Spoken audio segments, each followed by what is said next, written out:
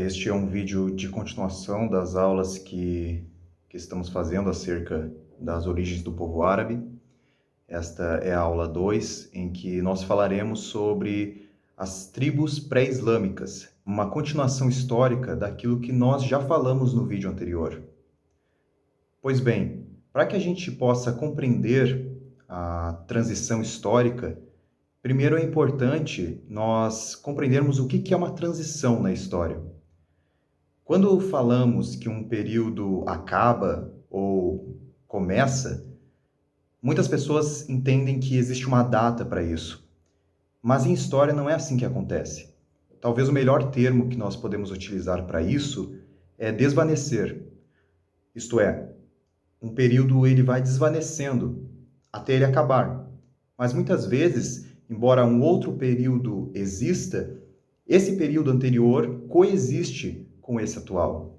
Com o povo árabe, essa transição não é diferente. Nós temos as tribos semíticas que habitavam a Península Arábica e falavam uma língua relacionada que continuou historicamente até que existisse, poderíamos dizer assim, as tribos pré-islâmicas. Por isso, em história, nós não podemos, por exemplo, dizer que o feudalismo começou em uma determinada data e terminou em uma determinada data também. Porque nós não podemos aferir com total certeza quando um período inicia e quando termina.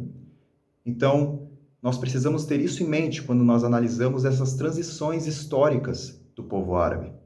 Essa transição histórica, embora seja recheada de questões totalmente diferentes que nós abordamos no vídeo anterior, também mantém traços que as tribos semíticas tinham naquele terceiro milênio na Península Arábica.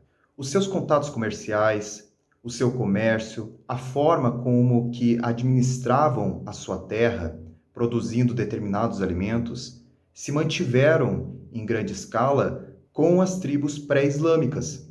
Então, como nós fizemos no vídeo anterior, separaremos a história do povo árabe, mais especificamente as tribos pré-islâmicas, em alguns pontos. O primeiro deles que nós analisaremos são as suas atividades econômicas. As tribos árabes pré-islâmicas baseavam sua subsistência em atividades como a pecuária nômade, o comércio e a agricultura em oásis. A pecuária nômade, em particular, desempenhava um papel fundamental na economia dessas tribos, pois lhes fornecia alimentos, leite, couro e outros recursos essenciais. Além disso, as tribos também estabeleciam rotas comerciais que atravessavam a Península Arábica, como foi citado no vídeo anterior, facilitando o comércio de bens e mercadorias. Um ponto muito importante para que nós possamos compreender a formação de um povo é a sua estrutura social. Nós falamos sobre isso no vídeo anterior, mas cabe destacar, como eu falei anteriormente, que algumas coisas nessa transição histórica se mantêm. Então, as tribos árabes pré-islâmicas, elas se organizavam de uma maneira um pouco diferente. Não quer dizer que não tenham semelhanças com as tribos semíticas no terceiro milênio antes de Cristo, mas a sua administração, sua estrutura social era um pouco diferente. As tribos árabes pré-islâmicas eram organizadas em uma estrutura social baseada em clãs. Os clãs eram grupos familiares estendidos que compartilhavam ancestrais comuns e mantinham laços de parentesco. Cada clã era liderado por um chefe, conhecido como sheik, que era responsável por todas as decisões importantes e resolver disputas internas. Além dos clãs, as tribos também tinham uma organização política mais ampla, liderada por um líder tribal, conhecido como emir. Estes clãs, eles eram uma unidade social fundamental nas tribos árabes pré-islâmicas. Eles eram compostos por grupos familiares estendidos que compartilhavam laços de parentesco e alegavam descendência comum de um ancestral. Cada clã tinha sua própria identidade, sua história, suas tradições e um território designado. Dentro de um clã, os membros eram leais uns aos outros e mantinham obrigações mútuas de proteção, apoio e solidariedade. Eles compartilhavam recursos e estavam unidos por um senso de identidade coletiva. O chefe do clã, conhecido como sheik, desempenhava um papel de liderança importante. O sheik era escolhido com base em critérios como sabedoria, habilidades de liderança, força e respeito. O sheik era responsável por tomar decisões importantes, resolver disputas internas e representar o clã perante outras tribos. Além dos clãs, as tribos pré-islâmicas tinham uma organização política que podemos dizer mais ampla, tendo um líder tribal, que era conhecido como emir. O emir era um líder respeitado e reconhecido por todas as tribos que compunham a confederação tribal. Ele era escolhido com base em seu prestígio, habilidades de liderança, sabedoria e capacidade de unir as tribos em tempos de conflito ou tomadas de decisões importantes. O papel do emir era coordenar as atividades das tribos, medir disputas entre clãs e tribos e representar a confederação tribal em questões externas, como nós falamos anteriormente, como negociações e alianças. O emir exercia autoridade política e militar sobre a confederação, mas sua posição dependia do consenso e apoio das tribos individuais. Em algumas tribos havia um conselho tribal, que era composto por líderes dos clãs e anciãos que tinham um enorme prestígio dentro do clã. Esse conselho tribal, ele era responsável por tomar decisões dentro do clã, resolver eventuais disputas, questões de âmbito político, econômico e estabelecer leis que vigorassem para todo homem e mulher daquela tribo. O conselho tribal tinha um papel consultivo e decisório na governança da tribo, buscando alcançar consenso e preservar a harmonia dentro da comunidade. A estrutura social das tribos árabes pré-islâmicas era baseada em relações de parentesco, lealdade, solidariedade e respeito. Os clãs e o sistema de liderança tribal proporcionavam uma organização social coesa e uma base para a tomada de decisões políticas e resolução de conflitos. Essa estrutura social contribuiu para a estabilidade e a coesão das tribos árabes pré-islâmicas. Outro ponto importante que nós precisamos destacar nesse desenvolvimento do povo árabe são os seus contatos com os outros povos. Como foi falado no vídeo anterior, as tribos semíticas tinham contato, por intermédio das rotas comerciais, como a Rota do Incenso, com outros povos. Alguns povos importantes que nós precisamos destacar são os romanos e o povo persa. Sobre o Império Persa, cabe destacar que eles tiveram uma enorme influência sobre o povo árabe. Muito da literatura, muito das poesias que nós temos hoje das tribos pré-islâmicas são decorrentes desse contato entre os dois povos, entre as tribos pré-islâmicas e o Império Persa.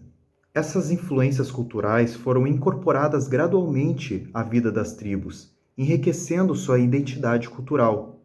Além disso, a Península Arábica também testemunhou a presença de comunidades judaicas e cristãs antes do surgimento do Islã. Os árabes pré-islâmicos entraram em contato com essas comunidades e tiveram exposição às suas crenças e tradições religiosas. Essas interações desempenharam um papel na formação do ambiente religioso e espiritual em que o Islã acabou surgindo. Falando ainda acerca dessa influência religiosa, nós podemos destacar uma importante influência que foi a influência judaica. Durante séculos, comunidades judaicas habitaram a Península Arábica, muito antes do surgimento do Islã. Alguns exemplos que nós podemos destacar dessa influência são a adoção de práticas rituais semelhantes. Algumas tribos árabes pré-islâmicas incorporaram práticas rituais judaicas, como a circuncisão masculina e a observância de certos rituais alimentares. A aceitação de personagens bíblicos. As tribos árabes pré-islâmicas tinham um conhecimento das histórias e personagens bíblicos, como Abraão, Moisés e Davi, que são mencionados em seus poemas e inscrições. Assim como o judaísmo, o cristianismo também estava presente na Península Arábica antes mesmo do surgimento do Islã. Portanto, é inevitável nós salientarmos que as tribos pré-islâmicas tiveram contato também com a cultura cristã, com os seus preceitos religiosos. Um exemplo dessa influência cristã que podemos destacar é a incorporação de elementos cristãos na poesia. Os poetas árabes pré-islâmicos faziam referências às figuras e histórias cristãs em sua poesia. Por exemplo, a figura de Jesus Cristo foi mencionada em alguns poemas pré-islâmicos. O Império Persa teve uma influência muito grande no que tange a questões intelectuais e literárias do povo árabe. A influência persa na Península Arábica se manifestou principalmente em termos culturais e literários, como foi dito anteriormente. Alguns exemplos incluem o uso de tradições poéticas persas. Os poetas árabes pré-islâmicos incorporaram técnicas e estilos poéticos persas em sua própria produção literária, adaptando-os ao contexto árabe. Isso incluía o uso de certos metros e formas poéticas persas. A assimilação de figuras míticas persas. Algumas figuras míticas persas, como Simurgh, uma espécie de pássaro lendário, e Div, espíritos sobrenaturais, foram incorporadas nas histórias e mitologia das tribos árabes pré-islâmicas. Um outro ponto importante que nós precisamos destacar acerca da construção do povo árabe são os seus sistemas de valores. As tribos pré-islâmicas tinham impregnadas em si valores como a coragem, a honra, a hospitalidade. Todos estes conceitos eram algo central na cultura árabe. A reputação de um indivíduo ou de uma tribo poderia acarretar ou em sua morte, ou no caso a morte de toda a sua tribo, ou até mesmo na ascensão de uma determinada pessoa ou de uma determinada tribo. Os conflitos e disputas territoriais eram comuns entre as tribos árabes pré-islâmicas. Essas rivalidades muitas vezes resultavam em confrontos militares, nos quais a coragem e a habilidade no combate eram testadas. A glória alcançada em batalha era uma maneira de ganhar prestígio pessoal e aumentar a reputação da tribo.